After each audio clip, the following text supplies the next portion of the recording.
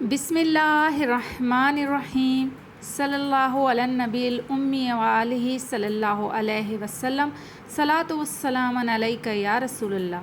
السلام علیکم ورحمۃ اللہ وبرکاتہ۔ میرے پیارے دوستو، آج ہم ذکر کریں گے درود شریف کا، درود شریف کی فضیلت اور درود شریف کے صحیح پڑھنے کا طریقہ بیان کریں گے۔ میرے پیارے وہ دوست جو میرا چینل فرسٹ ٹائم دیکھ رہے ہیں، چینل کو سبسکرائب کر دیں اور بیل نوٹیفیکیشن کو بھی آن کر دیں۔ اللہ تعالیٰ نے قرآن پاک میں نماز، روزہ، حج، زکوٰۃ جیسے بہت سے احکامات ارشاد فرمائے ہیں اور بہت سے انبیاء اکرام کی توصیف و تعریف بھی کی ہے۔ انہیں مختلف اعزازات سے نوازنے کا تذکرہ بھی ملتا ہے۔ مثلاً آدم علیہ السلام کو پیدا کیا تو فرشتوں کو حکم فرمایا کہ ان کو سجدہ کیا جائے۔ حضرت نوح علیہ السلام کے ساتھ ان کی کشتی سازی کا ذکر کرا اور ان کو درجات میں بلندی کی۔ حضرت ابراہیم علیہ السلام اور ان کی قربانی کا ذکر فرمایا، لیکن کسی حکم یا کسی اعزاز و اکرام میں یہ نہیں فرمایا کہ میں بھی یہ کام کرتا ہوں تم بھی کرو۔ فرشتوں کو بھی حکم اور انسانوں کو بھی حکم نہیں دیا کسی اس میں۔ یہ اعزاز صرف اور صرف سید کونین حضرت محمد صلی اللہ علیہ وآلہ وسلم کے لیے ہے کہ اللہ جل شانہ نے صلاتوں کی نسبت اولاً اپنی طرف کی، اس کے بعد اپنی نورانی مخلوق فرشتوں کی طرف کرنے کے بعد مومنین کو حکم فرمایا کہ اللہ اور اس کے فرشتے نبی پاک صلی اللہ علیہ وآلہ وسلم پر درود بھیجتے ہیں، اے مومنو تم بھی درود بھیجو۔ چنانچہ ارشاد باری تعالیٰ ہے، ان اللہ و ملائکتہ یصلون علی النبی یا ایھا الذین آمنوا صلوا علیہ وسلموا تسلیما۔ اللہ اور اس کے فرشتے پیغمبر صلی اللہ علیہ وآلہ وسلم پر درود بھیجتے ہیں، اس لیے اے مومنو تم بھی پیغمبر صلی اللہ علیہ وآلہ وسلم پر درود و سلام بھیجا کرو۔ سبحان اللہ۔ حضرت عبداللہ بن ابی طلحہ اپنے والد سے نقل کرتے ہیں کہ آپ ایک دن یعنی آپ صلی اللہ علیہ وآلہ وسلم ایک دن تشریف لائے تو آپ کے چہرے مبارک پر خوشی کے آثار تھے۔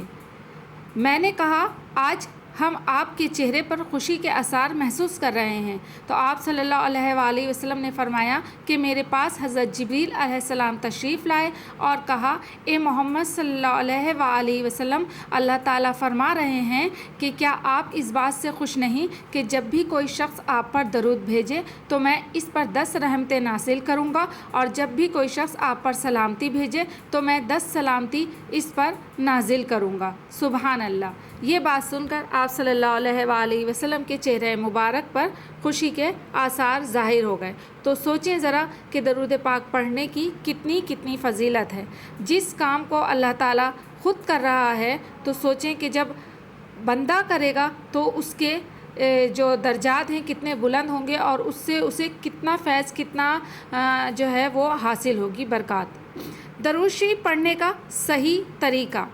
درود شریف پڑھنے کا صحیح طریقہ یہ ہے کہ درود شریف ایسے پڑھیں اور بھیجیں کہ حضور نبی کریم صلی اللہ علیہ وآلہ وسلم و اصحابہ وسلم اپنی شان کے مطابق ایک مجلس میں جلوہ افروز ہیں اور وہ محبت سے میرا درود شریف سن رہے ہیں اور مسکرا رہے ہیں۔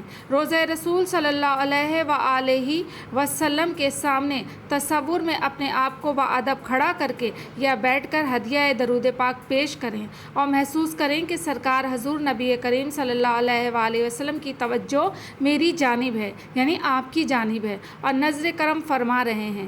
درود شریف پڑھنے کا معمول روزانہ کی بنیاد پر اپنی زندگی کا حصہ بنا لیں۔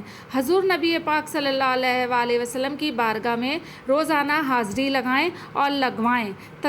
تصور کریں کہ حضور نبی کریم صلی اللہ علیہ وآلہ وسلم کی بارگاہ میں روزانہ فرشتے فلاں ابن فلاں کا نام لیتے ہوں گے تو سرکار صلی اللہ علیہ وآلہ وسلم اپنے امتی پر کتنا خوش ہوں گے۔ تو جب حضور نبی کریم صلی اللہ علیہ وآلہ وسلم اور اللہ تعالیٰ خوش، جب محب اور محبوب خوش، تو یہ دونوں ہستیاں آپ کو غمگین دنیا و آخرت میں رہنے نہیں دیں گی۔ کیا درود شریف کی کثرت اور مداوت کرنے والے کے ساتھ نسلیں ایماندار، نیک و صالحہ اور مالدار ہو جاتی ہیں۔ اپنی نسلوں کو پاک کرنا چاہتے ہیں اور خوشحال کرنا چاہتے ہیں تو آقا حضور صلی اللہ علیہ وآلہ وسلم کا ذکر اور درود شریف کی کثرت वाला नुस्ख़ा कीमिया आजमाएं और अपनाएं और दूसरों को तलकीन यकीन के साथ करें और करवाएं। बकौल हज़रत इमाम वासिफ़ अली वासिफ़ रहमतुल्लाह अलैह ने फरमाया कि हुज़ूर नबी पाक सल्लल्लाहु अलैहि वसल्लम की याद में बैठना भी दरूद है और राक़िमुल उर्फ़ की नज़र में हुज़ूर नबी करीम सल्लल्लाहु अलैहि वसल्लम की याद में आंसू बहाना भी दरूद है। आखिर में दुआ करता हूँ कि अल्लाह ताला हमें इस पर अमल करने की तौफ़ीक अता फ़रमाए और हमारे दिलों पर जो कुफ्र लगे हुए हैं वो तोड़ डाले और अपने महबूब आका सल्लल्लाहु अलैहि वसल्लम पर दरूद व सलाम पेश करने की सआदत नसीब फ़रमाए। आमीन। दरूद शरीफ मकबूल अमल है, इबादत है, दुआ है और ये अमल कभी रद्द नहीं होता।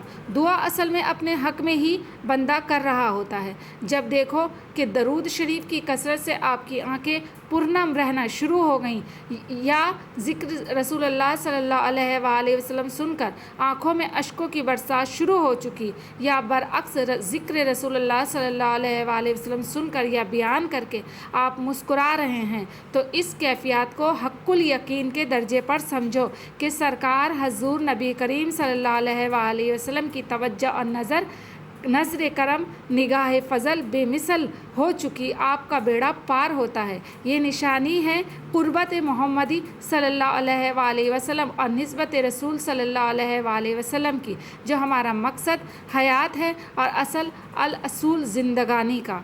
जिसने दरूद शरीफ नहीं पढ़ा वो ख़राब हो गया, वो हलाक हो गया। दर्जा बाला तमाम नकात इश्क़ रसूल सल्लल्लाहु अलैहि वसल्लम की वादी में इब्तिदाई मरहाइल हैं, अभी तो सितारों से आगे जहाँ और भी हैं।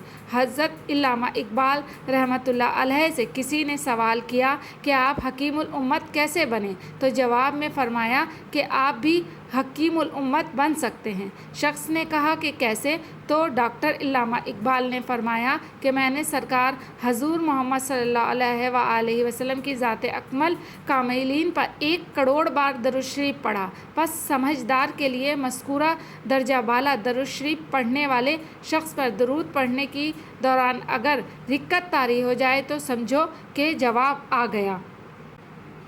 दरूद शरीफ पढ़ना गुनाहों का कुफ़ारा है। दरूद शरीफ पढ़ने से दर्जात की बुलंदी हासिल होती है, गुनाहों की मग़फ़िरत होती है और ओहद पहाड़ और एक किरात के बक़द्र सवाब लिखा